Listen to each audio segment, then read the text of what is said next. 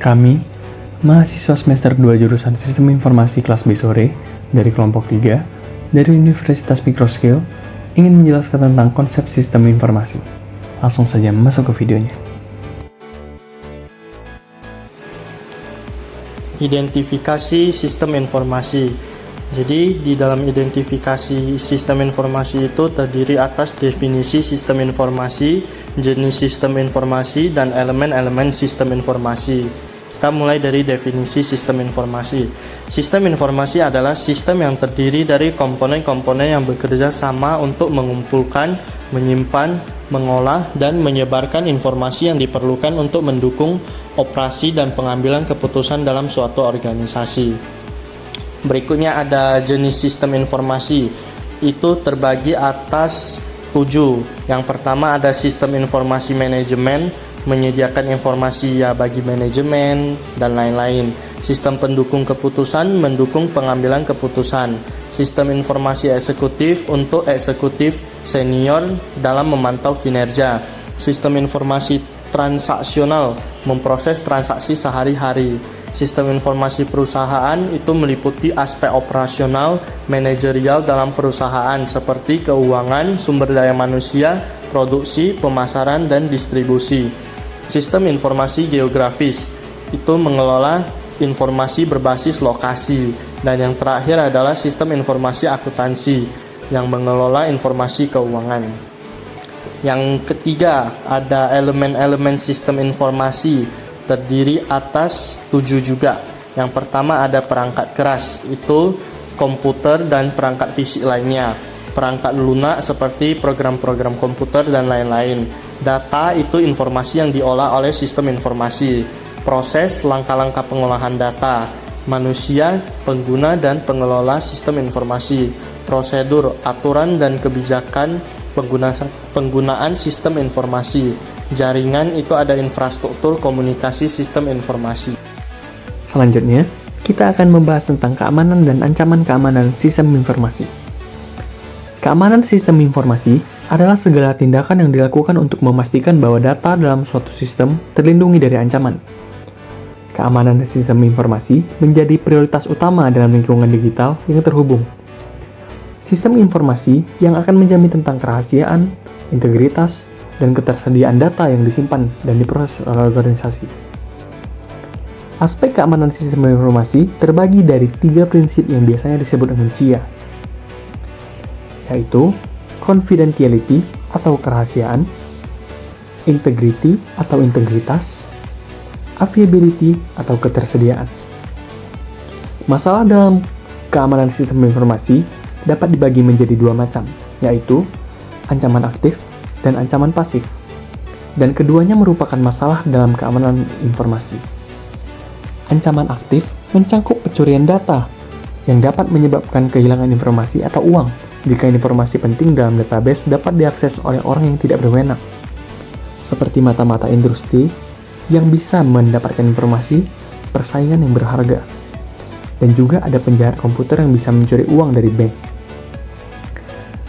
Ancaman pasif mencangkup kesalahan manusia dalam pengoperasian sistem yang dapat dilakukan oleh manusia, dapat mengancam integritas sistem dan data yang ada, sehingga dapat menghambat jalannya suatu sistem di dalam suatu data.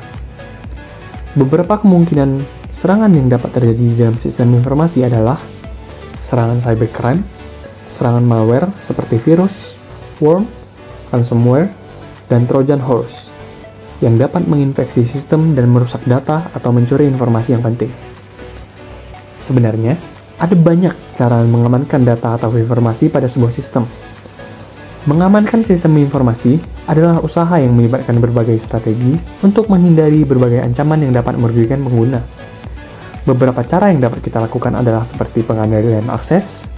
Pengendalian akses dapat dicapai dengan 3 langkah, yaitu yang pertama adalah mengidentifikasi dirinya sendiri dengan menyediakan sesuatu yang diketahuinya seperti kata sandi atau password. Yang kedua, verifikasi identitas pengguna yang memungkinkan pengguna untuk membuktikan hak akses mereka dengan menggunakan berbagai metode seperti kartu, ID, tanda tangan, ataupun suara. Yang ketiga adalah dengan menggunakan otorisasi pemakaian setelah melewati pemeriksaan identifikasi dan pembuktian keaslian. Maka, orang tersebut dapat diberi hak wewenang untuk mengakses dan melakukan perubahan dari suatu file atau data. Nah, terakhir, user dapat melakukan backup secara teratur dan sangat penting karena dapat membantu mengatasi masalah seperti pencurian, penghapusan, atau modifikasi data yang dilakukan oleh para penyusup.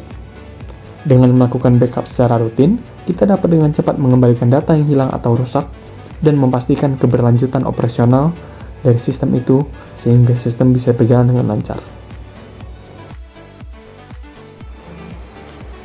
Selanjutnya, hubungan etika dan sistem informasi. Etika berasal dari bahasa Yunani kuno, yaitu etikos, yang berarti timbul dari kebiasaan, yang merupakan prinsip benar atau salah yang dapat digunakan suatu individu dalam bertindak.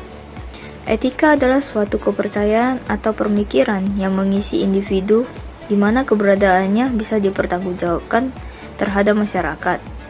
Sistem informasi merupakan kombinasi dari teknologi informasi dengan aktivitas orang yang menggunakan teknologi untuk mendapatkan informasi yang mendukung proses kerjanya. Sistem informasi juga merupakan sebuah data yang diolah menjadi suatu bentuk yang bermanfaat bagi penggunanya. Oke, kita bahas selanjutnya, identifikasi perangkat lunak dan perangkat keras. Perangkat lunak merupakan program-program komputer yang menjalankan berbagai tugas dalam sistem informasi. Contohnya itu termasuk dalam sistem operasi seperti Windows, Linux, dan lain-lain. Aplikasi bisnis seperti Microsoft Office, ERP, dan lain-lain. Basis data itu ada MySQL, Oracle, dan lain-lain. Dan perangkat lunak pengembangan seperti Visual Studio dan Eclipse. Yang kedua itu ada perangkat keras atau hardware yang merupakan komponen fisik dari sistem informasi yang meliputi komputer, desktop, laptop, server, dan lain-lain. Perangkat penyimpanan data biasa disebut hard disk, drive, solid, dan lain-lain. Nah, selanjutnya adalah sistem basis data dan manajemen data. Basis data sendiri terdiri dari dua kata, yaitu basis dan data. Data berarti kumpulan atau fakta atau sebuah nilai yang sebelumnya telah dilakukan observasi atau pengamatan. Sedangkan basis sendiri berarti dasar atau fondasi. Jadi basis data atau database merupakan sekumpulan data yang saling berhubungan dan disimpan di dalam sebuah komputer secara sistematis dan memiliki arti serta dapat diolah dan diperiksa. Untuk sistem basis data sendiri dan manajemen data, itu merupakan sistem perangkat lunak yang digunakan dalam membuat, memelihara, atau mengelola dan menyediakan akses terkontrol ke database pengguna. Secara umum, database digunakan untuk menyimpan data yang telah terintegrasi dengan baik. Selain itu, database juga digunakan untuk mengelompokkan data serta informasi agar data lebih mudah dimengerti. Database juga berfungsi untuk mencegah duplikasi data yang mungkin terjadi apabila data dan informasi disimpan dalam jumlah besar. Di dalam sistem basis data dan manajemen data ini, terdapat 3 model yang digunakan, yaitu Conceptual Data Model.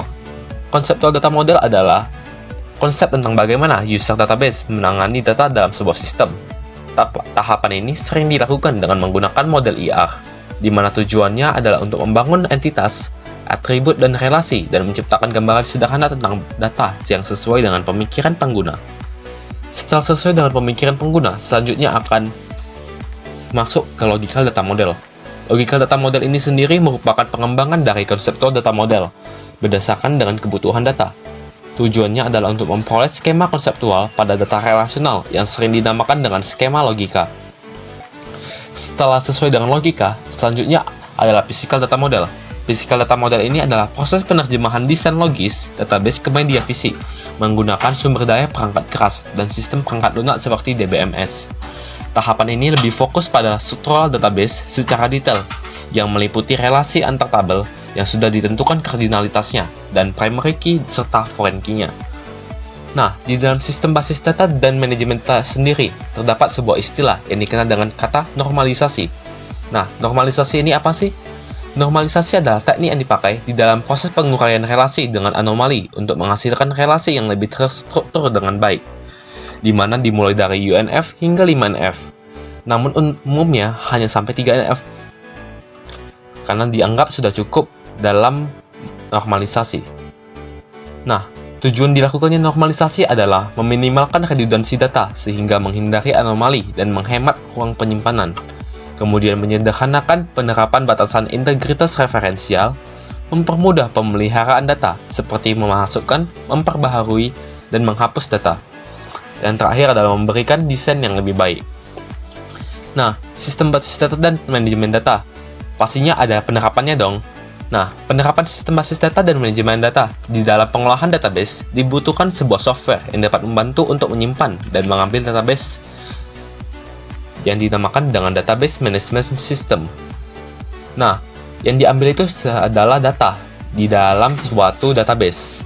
DBMS memainkan peran penting bagi bisnis karena memastikan manajemen data yang efisien, aman, berguna untuk analisis bisnis, kemudahan akses dan berbagi, meningkatkan efisiensi dan produktivitas bisnis. Nah, jenis-jenis software DBMS sendiri yang dapat digunakan dalam pengolahan database seperti Microsoft Access, Oracle, MySQL, PostgreSQL, Firebird, dan lain-lain. Mungkin sekian, terima kasih dan sampai jumpa lagi. Big Data merupakan salah satu aset yang penting yang harus dimiliki oleh suatu perusahaan. Karena Big Data berisikan kumpulan data yang memuat informasi dalam skala yang sangat besar dengan kapasitas tak terbatas. Informasi yang dimuat juga sangat banyak serta bervariasi. Informasi yang terdapat di dalam Big Data juga cukup akurat, sehingga dapat menghasilkan nilai perolehan informasi yang pasti. Perusahaan yang memiliki Big Data dapat menyimpan informasi lebih banyak, sehingga nantinya akan dapat memudahkan dalam hal mencari informasi, serta menganalisis informasi dalam pengambilan berbagai keputusan. Analisis bisnis adalah proses analisis dan evaluasi pada bisnis yang sedang berjalan, yang bertujuan untuk mengetahui perkembangan bisnis, serta mengetahui segala permasalahan yang ada di dalam perusahaan, dan dapat dengan segera mengambil tindakan untuk pemilihan suatu keputusan yang tepat untuk menanganinya. Tentu saja, ada beberapa manfaat yang diperoleh dari analisis bisnis, yaitu menghemat anggaran, akurat dalam pengambilan keputusan, mengukur pencapaian, memahami situasi. Salah satu contoh penerapan analisis bisnis adalah SWOT, yaitu Strengths, Weakness, Opportunities, dan Threats, yang dimana strengths adalah kekuatan atau kelebihan yang dimiliki untuk melawan kompetitor. Weakness adalah kelemahan yang dimiliki oleh suatu organisasi atau perusahaan. Opportunities adalah sebuah peluang agar perusahaan dapat berkembang untuk menjadi lebih besar dan semakin maju lagi. Threats adalah ancaman atau tantangan yang akan dihadapi oleh suatu organisasi atau perusahaan. Tantangan ini dapat berasal dari dalam perusahaan maupun bisa berasal dari luar perusahaan. Dan selanjutnya yaitu jaringan dan internet. Jaringan dan internet adalah dua konsep yang sangat terkait di dunia teknologi informasi. Jaringan merupakan kumpulan perangkat keras dan perangkat lunak yang saling terhubung sehingga mengacu pada koneksi antara dua atau lebih teknologi yang memungkinkan pertukaran data. Internet merupakan sistem jaringan global yang terdiri dari jaringan-jaringan yang saling terhubung di seluruh dunia dengan berbagai teknologi. Untuk mengatur dan bertukar informasi dalam jaringan, perlu menggunakan transmission control atau Internet Protocol Switch, merupakan protokol pertukaran paket yang bisa digunakan untuk semua penggunaan yang ada di dunia.